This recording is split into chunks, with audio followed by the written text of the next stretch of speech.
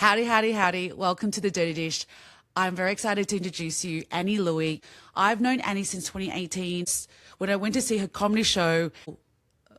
And it's been so wonderful to watch her journey from being a comedian to TV hosting to doing her own thing. I'm so excited to have a great chat with her about where she is and also some dishes about the tools that we gain when we just want to be a comedian and somehow we become experts in social media.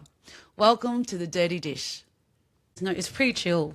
Nice. Yeah, welcome. Hello. Hello. Thanks for having me. No, thank you for joining The Dirty Dish. Yeah, it's my home couch. We're on a budget. I know. Well, this is already more than I expected from you. I love collecting art. Look, the Sue in here. Buddy? Yes, from that Comedy Republic. You have like 3 of them. Have you bought 4. all the pictures? Sashi's in the toilet. Her hung by the door. Yeah. I'm just waiting for you to get invited. Yeah. Well, I'll just do one at home then. No, I want to buy them.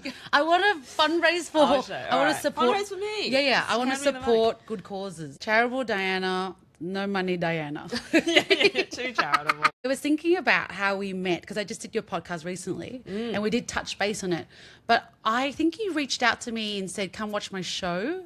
Yeah, I think so. One with a donut. Yeah, I reckon it would have been, that was 2018. Yes. And I think you got to shoot your shot. You know, we'd never met before and I thought this person is so much more ahead in their career and why not? Give it a go. I'm not sure who else I might have messaged. I have no recollection, but you're still here to this day. We are still here. We stuck it through. You're the winner. Yeah. I took a friend and we sat and watched underneath Federation Square. And in the joy of it, you made one LinkedIn joke and I had a great snort. You snorted so hard and I don't think I'd ever encountered that before. Little did I know that you've built an empire on that snort. But can I tell you, Riverside censors me. Why? So when I snort, it goes silent. Why? A disturbing sound. This is discrimination. I mean, would it be classified as some kind of disability then? That's show gone. us the snorts. Yes. Like, you're a real person. Embrace the snort. Yeah. What's something that you had to embrace about yourself? Because, oh my God, you've got braces. Embrace. Get it? Yeah, I think this is a new thing that I love going down Reddit wormholes and there's a lot of support that Reddit/braces, you'll have a field day because you see people coming with like no self-esteem and then they get their braces off and they like talk about the journey and everything. And I made a video about having braces and someone actually commented, enjoy the time that you have, you know, you're going to miss it. I'm like, wow, I never thought about that because like I'm big on symbolism and I do feel like this is me making a change to my life and every day you wake up and there's some improvement. Yeah. Even if nothing else is going well in your life, like your teeth are improving ever so slightly. So you're heading in the right direction, you know. So I can see where when people have it off, maybe they're like, oh, that's it. Like progress is done. Like, well, now the rest is up to me to find like other progress in life. So I will enjoy the time. It's 1 month in and I feel like it's a designer handbag on my face. Wow. You know, like show it off. If you're going to pay the money being like, I didn't get a Louis Vuitton, but look at these grills. Yeah. What made you get them? What was the reason? First of all, I'm the only one who's trapped inside my skull and I never felt like my teeth fit together. Oh my goodness. Everyone will be like, but your teeth are straight. Yeah, but I'm like, when I chew and like bite down, it just doesn't feel right. I just know it's not right. And then there was a side profile thing where like my jaw is like protruding out a little bit. Okay. And that bothered me, but then I also went to therapy and kind of got over it. So the most important thing in the end was having teeth that are straight when I'm old and I can still eat properly and no regrets about doing it. Yes. Yeah. And also, post breakup coming back from overseas, I just thought, you know, if you've been thinking about doing something for like 10 years, just do it because no one else is going to advise you or hold you back anymore. No. So what do you actually want to spend your money on? So yeah, the last, I think 6 months, I've been bleeding money, but I actually feel good about it because it's coming back into you. Yes. And this is something that I didn't grow up with, the mentality that spending money can actually make you feel good and improve your life. I think it was always, you gotta hoard that money. That's the only way that you're gonna succeed and feel good. Yeah. And no, I've spent the most, but I have also, felt the best about about life because, for instance, upgrading my car to a second-hand, which is actually a third-hand car. It's gorgeous. I've been inside. Yeah, it's improved my life. Like, I'm doing weddings and I would look around the car park and I'd be driving the shittest car. And I'm the person conducting. I would literally go drive into bushes. Like, if I saw someone, I'd be like, I'll just wait it out until they finish crossing the road or whatever. And oftentimes I find myself nose to nose with a very expensive luxury car in the car park. And I'm like, whoa, drive carefully or I'm going to crash into this Porsche and they're going to be like, that's the Celebrant. And so, yeah, wish I'd done it earlier, but that's the influence of, I think, the Asian upbringing and the power of your parents even when you're an adult. So you're saying because our parents tell us to save money, don't spend it, that it's actually dumbed down our mindset? Like it's no growth. There's like there's a stunted. I think there's different perceptions of growth. It's very different. I think their way of perceiving growth is literally your bank account goes up. Yeah, right. And education. Yes, and education going up and your job climbing going up. But for me, I think that money is not a measure of your progress. Like it is more like solving problems. Yes. I remember, I think one of my exes said, money fixes problems. Like that's literally what it's there for. You got a problem. You can throw some money at it and try to make it go away. Like that's, it is buying you freedom, essentially.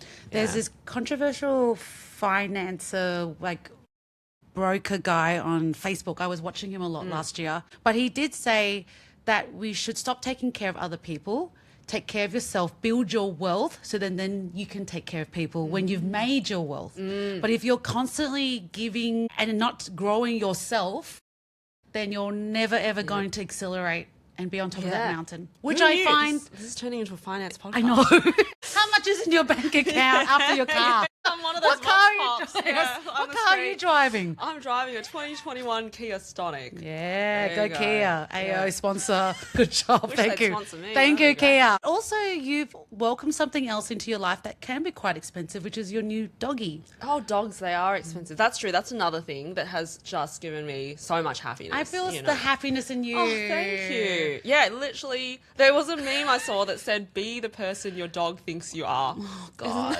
Your dog is you. You're my fridge. Over there. Yeah, the Christmas cards I made of a photo shoot that I had. And yeah, every day she's given me routine. I think that's the most valuable thing is that you need a reason to wake up. And some days there wouldn't be that. I would actually just sleep in and be like, I'd actually wake up and be like, fuck. Like, that would be the first thing I think. It's just the anxiety of the day. You just go, fuck. But then now I'm like, oh, I'm excited. Like, let's go release her from a crate. And it feels like every day's Christmas. I'm like, oh my God, a puppy. She's not a puppy anymore. But it feels like you wake up every day and you have opened this present. So before the dog, and knowing that we're both comedians, what was your day usually before dog came into your life? Is it that we just roll out of bed at 7 p.m, do a spot and go back to bed? I think I would easily have woken up at 9:30. Cool, that's luxury. Yeah, and then nice. Every day would be different. So you're kind of expected to do some desk work and then maybe have a gig at night.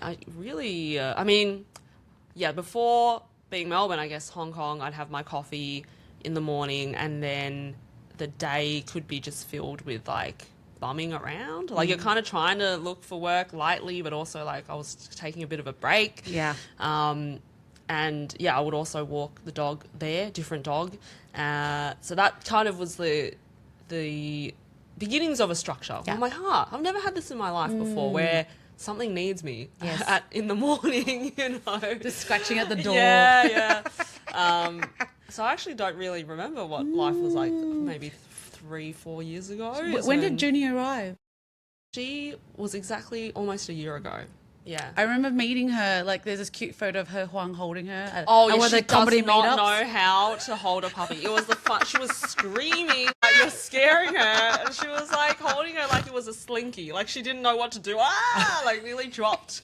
Don't give her Huang your baby. Yeah. And, you know, talking about comedy, you've got a comedy show. Yep.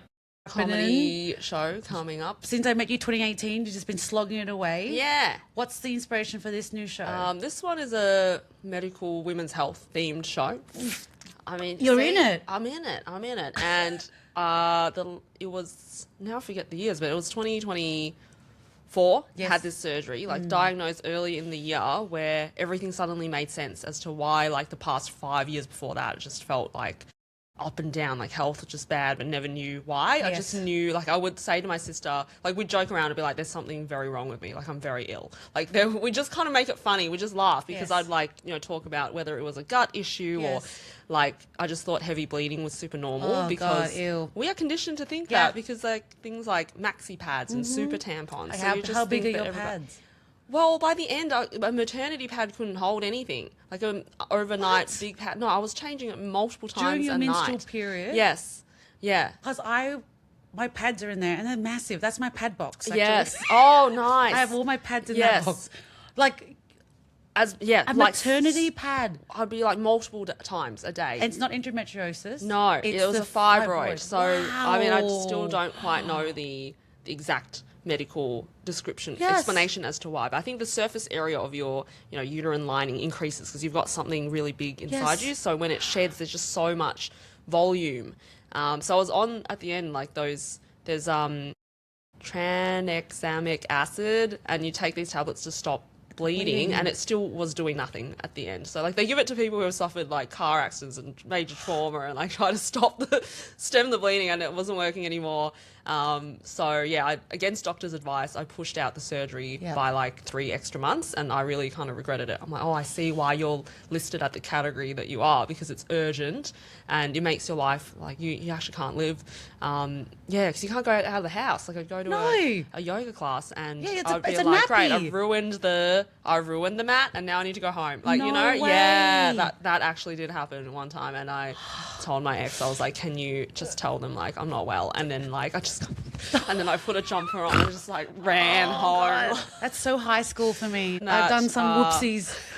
Gotten up and a girl's tapped me, you think you should go to the toilet. Oh my God. And then I'm taking off my dress and just standing on the sink. Yes. Yeah. And the amount of times I've ruined furniture and my family would laugh. Wow, it's a white couch. I don't get periods anymore. I've got an IUD in. We stem the flow. Okay. It's cut off. We're fine. My family would just laugh at me being like, you're a mess, your life's a mess. Like it literally was that, like, look what you've done. You're always like bleeding on surfaces because you're like unorganized. And I was right. There was something wrong with me. It wasn't because of that. You're a mess. Your life's a mess. Yes. So that's why this is all happening. Yeah. What a curse. Yeah. What a curse thing. What a thing to say to someone. Yeah, I mean, everything was in jest. You know, be like, ha ha, she's done it again. You know, scatterbrain or whatever. Now that's happened, like I don't even, so many things have improved. Like I actually retain iron now, so that means I have energy. Yes. And I don't fall asleep in the middle of the day. Like driving, I would actually be so sleepy I'd have to pull over like all the time just to have a power nap. That's so frightening. Yeah, I know. I actually like thought I had a sleep condition at one point. They tried to medicate me for that. So there's just so many, you know, other diagnoses but that it's just people iron. don't. Yeah, it's just like also because you're bleeding out, hun. Yes. And so this show is celebrating. Celebrating overcoming, but also the secret women's network, I think, like the witchy knowledge that we share. Because one of the stories that united me and the friend I'm doing the show with, she plays double bass, is that I was overseas. I texted her a dog photo. I was like, this looks like your dog from the street. Yeah. And then she was like, oh, how's your health going? And then you unlock this, you know, conversation and you get advice and everything. So I think that's the kind of stuff we want to celebrate, like our friendship and just the experience of being a woman, which is a giant box of pads, you know, and it's okay to talk about that and laugh about it, because I didn't even know what the word fibroid meant, and then I mentioned it like on stage at one of the shows very early on, before I was having like the earliest tests. I went in an MRI machine and then I had a show that day and I talked about it on stage, and then the next thing I know, a woman comes up to me and she goes, I had fibroids. And then so many people would come out and talk about, like Lizzie Who gave me advice as well, and turns out it's so common but nobody ever talked about it. How is it that I was 30 years old and that was the first not a little dimple, or it's like a massive mass. Yeah, it can be up to watermelon size. Like another inside friend of mine did a marathon and she was carrying one the size of a watermelon, and that was like 20 years ago. So the things we go through. And Asian women go through. All women, yeah. All women. Yeah. Wow. A little dirty dish I want to discuss with you is that I've always been asked, hey, Diana, why don't you become a celebrant? And I've always said no, because I'm an absolute love. Yeah. I'm a love woman who would write letters to break up with people. Oh, I nice. write letters Yeah. to friends when I need to articulate something. And for me, because I'm currently single and the breakup 2 years ago was unnecessary and I didn't feel great about it, being a celebrant and listening to people saying, I am your forever, I think I would cry. Oh. How do you feel that at all? Like an imposter at all? Like you're not married or Oh, with a yeah, partner? I see what you mean. Or is Yes. it just me just not wanting to be vulnerable in the moment? Yeah, that's interesting. That's there's a few things that come to mind. Yeah. I mean, having survived doing weddings when you've come out of breakups. Yes. Like that is the hardest time, is because you literally, as they're reading their vows, you're like, no one's ever going to say these things about me. That's me, man. What is that? That was really hard, you know. And that's actually how I ended up getting the dog, because in between a ceremony and a reception, I was like, I'm so lonely. I'm going to go look at Gumtree. Time to look for a dog. And I was like, one's available right now. Gumtree. I'm like, yes. I still thank that couple for like leading me to that path. But at the same time, recently I got asked, another vendor, the photographer, we're having our dinner, and she asked me, oh, are you married? Do you have kids? And I actually laughed because I forget that I'm 32 and I feel like I'm like 5 and be like, I'm way too young for that. And then I'm like, wait, no, I'm actually reaching the expiry stage. And I'm like, no, good question. 40 over here. I'm extinct. I'm instincting. But she actually said she met her partner currently at a wedding. He was a guest. So, you know, things could pop up anytime and there's hope. But you asked me a good question recently, which was, do you still believe in love? And I'm like, yes, of course. Like, I guess it's much harder if you're a celebrant who doesn't believe in love, right? At least, like, I actually genuinely, I get a kick out of reading people's vows. And when I get teary, I know that they're good vows. So I actually run it through this filter. And actually, I've had some that are, I've thought, it's not good because I'm not feeling anything. And then I find out they use ChatGPT. And I'm like, you know, the intuition is never wrong. I get the tingles when it's good. Don't use ChatGPT. Speak from your heart. Yes, it doesn't know your memories and all the things that you've been through. Like I watched an MC who kept berating the audience for not laughing, but then he wasn't actually finishing his jokes. Like, you have a setup and you need a punchline. So you didn't understand the joke structure, and then he was abusing us, you know? So if you're not naturally funny and you don't know how to write a joke, don't do it then. Just time keep. You know, there's lots of other things you can be good at. Was he a family friend or was he hired? A friend of the groom. That's why you hire professionals to finish the joke. Yeah, or you can outsource, you know, you can just signpost what's happening, but then maybe get a funny, involve other family members and stuff, and be like, now this person's going to do a toast. Let them be funny. Yes. Yeah. I do get friends asking me to MC, but I make them pay. Yeah, me too. Because I'm you're like, a business. You deserve to be supportive. I'm They not want you to drinking. succeed. I'm not drinking sloshy, and I've got to keep to time. Yeah. And I can't be sloshy Dee. Yes. MC Dee. Yeah. Question: has any of the weddings you've, what do you call it? Officiated. Officiate. Yeah, no one ever knows the word. Yes. Celebranted. Yes. Have you any of the weddings you've officiated has ended in divorce? Yes. Yeah. Maybe 1.5. I say half because one's still, they were trying to work it through. Cool. But, Good on you. But leave if you have to leave. Yeah, yes. Wow. But one definitely, she's already moved on. She's got a new soon-to-be hubby, and she's got the baby, has been born last week.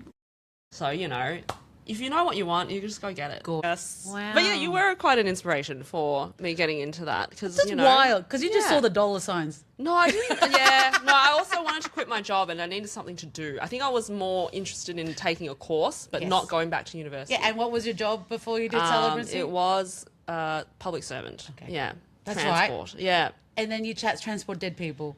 That's right. I would just love transport. You It doesn't did matter the transport form. on. Yeah. Drove hearses, minivans. Which you have a web series. Yes, do have a web series interviewing people about the experiences of death, and which is always about life as well, in a hearse. Yes. And yeah, I learned a lot of good things from that job, including vehicle maintenance. Tire shine, you know, really elevates your vehicle. You never want to see a dirty hearse. I think that's what they prided themselves on. And they told me, you know, some people really look for the attention to details, Correct. like a tiny little scratch, or I actually got told that if you've got any kind of bird poop on your car, you've got to park it far away and not let the client see when you go to the meetings and everything. Yeah, a lot of nights spent alone at the funeral home, like cleaning vehicles. So a bit spooky, but nothing ever happened to me because I think I wanted it too bad. Watching My Girl as a child, because they lived in a morgue, and on the yes. basement was dead people. Yeah. Yeah. Not a fan. Not a fan. Not a fan of Yeah, it really seeing- cured my fear of death, actually. I feel like desensitized for sure. So, I mean, I don't recommend it for everybody, but, you know, it does something. Like, I used to have panic attacks thinking at night, like, oh, is this what is sleeping anything like death? Whoa. You know, and I would actually feel like numb in the chest. that's- So now I don't get that anymore. If I think about it, I'm like, no, there must be a different, another realm. Yes. There's something waiting for us. Like, I'm not religious, but I think there's spiritual. I had a dream where I was like, oh, I woke up and going, oh, wow, it's possible to come back as a sunbeam. And I know love my that dog so loves much. sunbathing. I'm like, imagine coming back as a sunbeam and like bathing like a pet or something. So weird, right? Yeah, But like, yeah. I've been a sunflower. I had a hallucination that I was a sunflower. Okay, great. High But- five. Like, yes. Yeah, I yes. think we're onto something. All right, grab a drink of water, and I'm going to ask you some dirty dishes because I have asked you to send me 3. We don't have that kind of time. No, we don't have that much time. It was a long episode. I can tell you. It was a long. I'm cutting through it right now. All right, so dirty dish, never-ending list. What does that mean? My never-ending to-do list annoys me, actually. I'm on the fence about whether to-do lists are good or bad. Is it, because- do you write them down or is it in your brain list? No, I always write it down. I've got the thing here as well. But, you know, because you know that you're going to forget it. So quickly write something down. Yes. There is something that I need to do. But then the list just grows to a point where I could work on something for an hour and then I look and I'm like, I haven't even ticked a single thing off. Okay, Or what- I've only ticked one off and it feels really insignificant. So you kind of feel a bit bad. What's on your list? What's on your list that you have to do? Oh, I got some unpleasant things to do. I got some, like, you know, rejections, you know, like She's breaking up with someone. they're all professional. I'm not even dating. So they're all like kind of like, you did a bad thing. Like, not me. I'm Yes. kind of like, oh, I got to now resolve the thing. Okay. And yeah, stuff like that. What's a fun thing on the list? fun thing? Yeah. Accepting some gigs. Yeah, Great. you know, yes. Yes. Money. Yeah, money. There's some flights are being organised right now. Fantastic. Yes, so just waiting for that to come through. Little international gig come Yes. through. Yes. Yeah, those are fun. I love organising my calendar. You know, when things do come in, and Yes. then you put it down. You're like, I don't have a calendar on my phone. It's all a book. oh, okay. Yeah. You're old school. I yeah. am. But yeah, I really used to love a wall plan. I'd get Yes. the same one every year, and I would anything that was important. I count my gigs on there. You were good at counting gigs. Yes, it was just another number. Like, I Good would job. literally write it down when I went home on the wall planner. What's your number? Your highest These number? days I don't count, but I think I got to 150, which is It's half a year. yeah, About a half a year of gigs. yeah. That's in great. 1 year, yeah. I mean, you ask the gig pigs, and that's not enough. Some do over 300, which is insane. Don't talk but- to Waka. Yeah, for me, I'm like that was my peak. It was good. I learnt a lot, and now it's not about the Yeah, number; it's that's about right. the quality. I love it's about it. seeing that tax return get higher every year. Yeah. Your profit That's it. to loss ratio. Correct. Back to the finance podcast. Another rant that you had was social media. Did you ever think that when you started this comedy gig that you would become an expert in marketing and social media? Marketing, probably. Yes. But social media, I feel like I actually was cutting edge way before this real shit was taking off. You know, I was doing videos when no one cared for a video. I remember I had a flashback to me drawing names out of a hat to give away tickets to that first show Yes. kind of thing, you Yeah, know? yeah, yeah. And I was making videos of that. Did anyone care? No. These days, it's all like, oh, don't make a tile. You need to be showing your face. Show your damn face. And it took all of last year to get over the showing your face thing because it was drilled into me by a social media mentor. Yeah. And now I'm fine with, like, any time you can just record a little video. But that first step is so hard. Like, when did you first start showing your face on social media in that way? Like, turning the camera on yourself. When I would be miming songs Is this during pandemic or before? Way before that? way before. Yeah. We're talking like 2014. Yeah. See? Yeah. We were ahead of the game. We were ahead of the game. Yeah. And I was dancing. Diana. What- I was trying to lose weight. Was- Dancing. Before it became choreographed. Yeah, And like you had yeah. to do this shit. You know, it's us at the beach. Yeah, I Trying to know. make videos, That we're video like, is coming oh, out. yes. I'm being strategic. It's backlogged. We're dancing influencers now. Yes. Then a big rant, and we started talking about this before I press record, which is mums. Let's talk general about mothers. I have I have a Vietnamese single mother who's got bipolar, and she was quite triggering this week. What is it? Is there like a condition that these parents have that has been undiagnosed? Yeah, I mean, actually, I couldn't sleep last night, and I was journaling a little bit, and this came up, and I was like looking for the word self-actualization. Whoa. And I went, does it mean what I think it means? So I looked it up, and it actually is what I thought it meant, because said, like, I don't think my mum is going to be self-actualized in this lifetime. And I just wish that her next life is more self-actualizing than this one. Like, that's kind of my, like, having to come to terms with she doesn't have dreams or anything similar to what I want for myself. She does not want any of that. So then I ended up looking up Maslow's hierarchy of needs, and self-actualization is at the very top of that pyramid. But first you need to have a lot of the things below, right? So even, I think, you need your shelter and food and all that. So she's got that. Yes. And the second tier, though, she doesn't have all of it. And I think that's also affecting just her general self-esteem, which is like the third tier. But that second tier, one of the things is work. And I know that she wants to work and can't work. So I think that is really holding her back and causing a lot of tension. Yep. Because if a lot of your self-esteem was hinging on being a mother and your children don't need you anymore, you need somewhere for that energy to go. Yes. And so she's, needs to have a surgery, can't work. And so she's just kind of at home, wasting away all day and seeing that your kids are turning away from you. And then that affects, you have no outlet for expression and like creativity, which is like higher up. If your needs are not met down the bottom, there's no way you're going to be wanting to be creative, wanting to have self-esteem when you're not building from the ground up.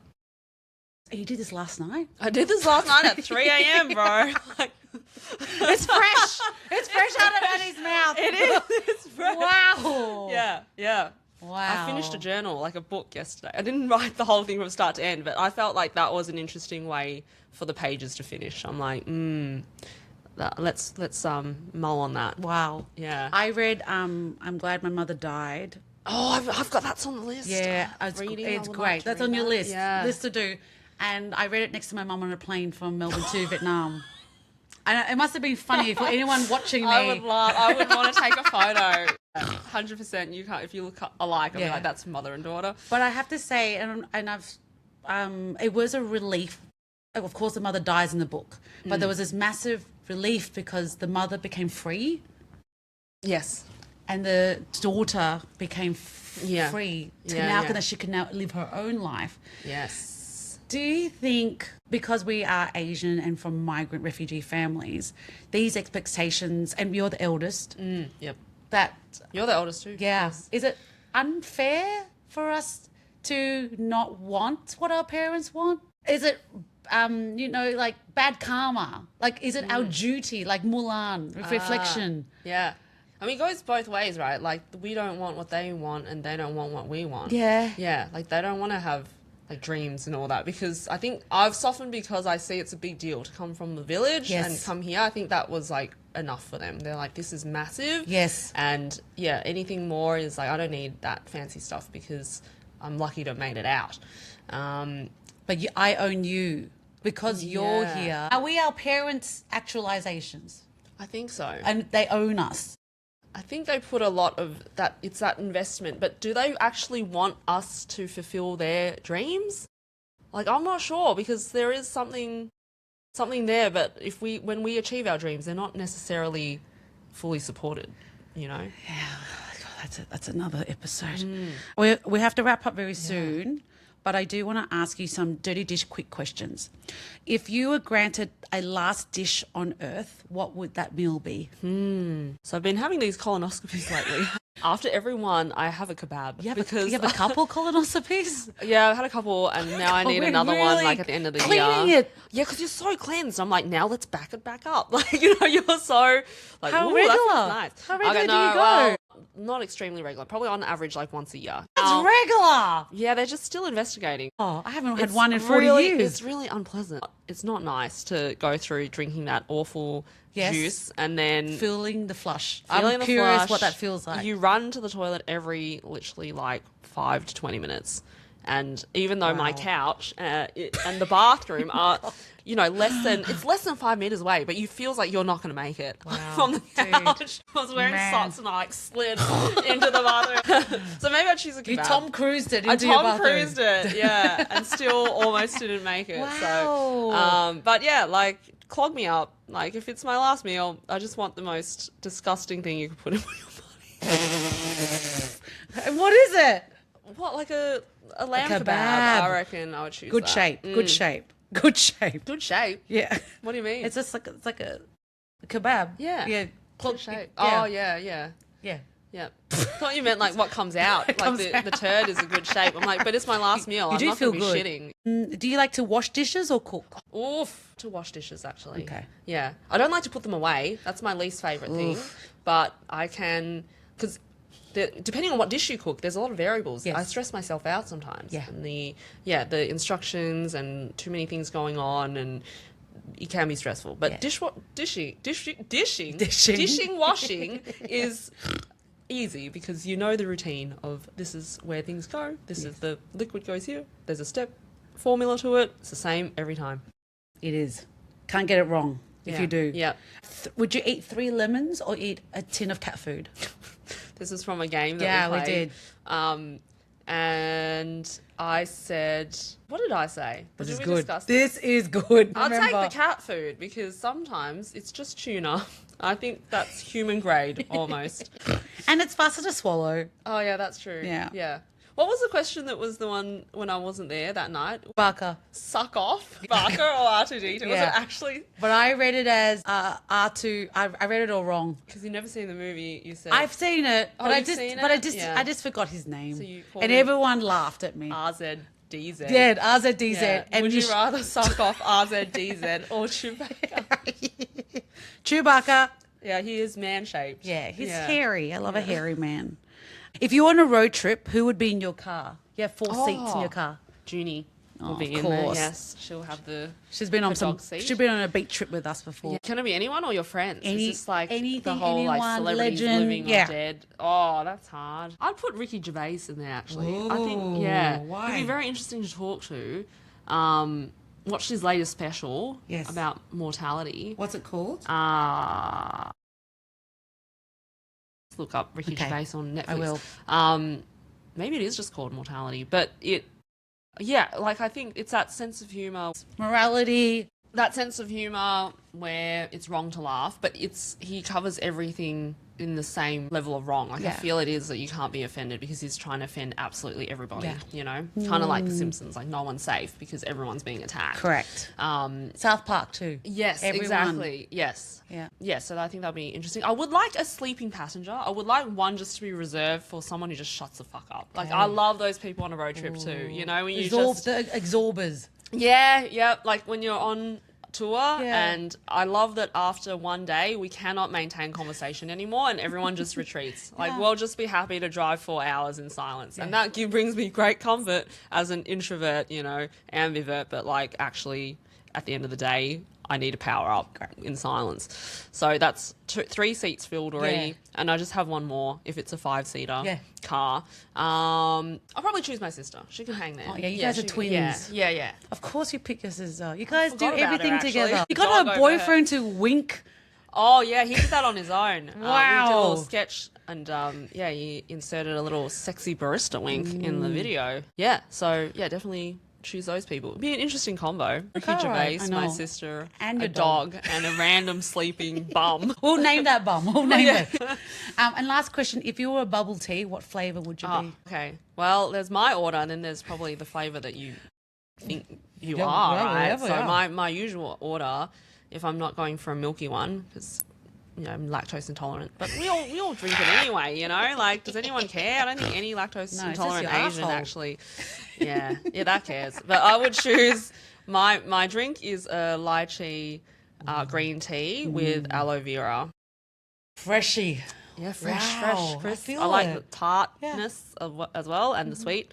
But if I was to be a flavour, I feel like I should ask you, what flavour do you think I am? I feel like a cinnamon. You can get cinnamon? I don't know. Yeah, you're just talking shit. Maybe I'm think about the I'm fruity donut. Or am I milky? You're jazz.